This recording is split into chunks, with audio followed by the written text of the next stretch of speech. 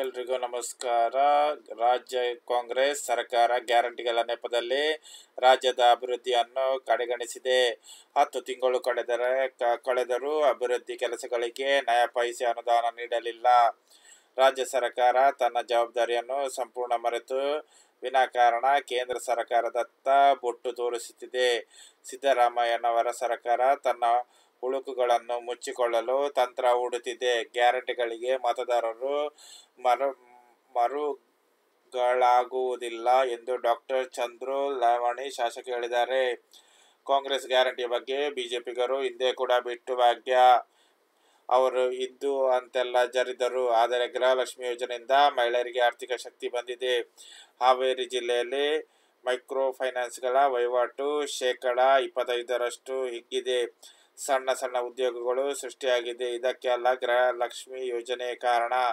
ಮಹಿಳೆಯರು ಆರ್ಥಿಕವಾಗಿ ಸಬಲರಾಗದ ಹೊರತು ಮಾರುಕಟ್ಟೆಯಲ್ಲಿ ಕ್ರಾಂತಿ ಅಸಾಧ್ಯ.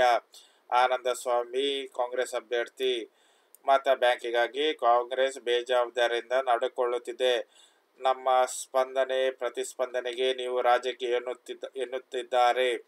ಅದನ್ನೇ 10 ಸಲ ಮಾಡುತ್ತೇವೆ. ವಿದ್ಯಾರ್ಥಿನಿಯರ ತಂದೆ ಸ್ವತಃ ಕಾಂಗ್ರೆಸ್ ಕಾರ್ಯಕರ್ತ. ಆದರೆ ಅವರೇ ರಾಜ್ಯ ಸರ್ಕಾರದಿಂದ ನ್ಯಾಯ ಸಿಗುತ್ತಿಲ್ಲ ಎಂದು ಹೇಳಿದ್ದಾರೆ. ನೇಹಳನ್ನು ಇಸ್ಲಾಮಿಗೆ ಪರಿವರ್ತಿಸಲು ಪ್ರಯತ್ನಿಸಲಾಯಿತು. ನಿರಾಕರಿಸಿದ್ದಕ್ಕೆ ಆಕೆಯನ್ನು ಕೊಲ್ಲಲಾಯಿತು ಎಂದು ತಂದೆಯು ಆರೋಪಿಸಿದ್ದಾರೆ. ಪ್ರಹ್ಲಾದ್ ಜೋಶಿ ಸಂಸದ.